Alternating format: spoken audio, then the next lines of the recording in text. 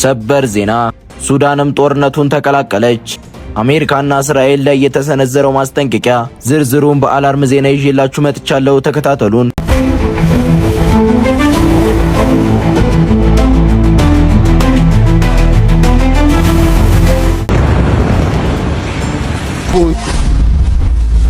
በመካከለኛው ምስራቅ ያለው ውጥረት ይበልጥ ተባብሶ ቀጥሏል። በተለይም ስማቸው እንዳይጠቀስ የፈለጉ አንድ የሱዳን ጦር ጀነራል አሜሪካና እስራኤል በኢራን ላይ የምድር ጦር ካሰለፈች ሱዳንም ወታደራዊ ኃይሎቿን ወደ ኢራን እንደምትልክ በማስጠንቀቂያ መግለጫ ሰጥታለች። ይህም በመካከለኛው ምስራቅ ያለውን ውጥረት ይበልጥ የሚያባብስ ነው።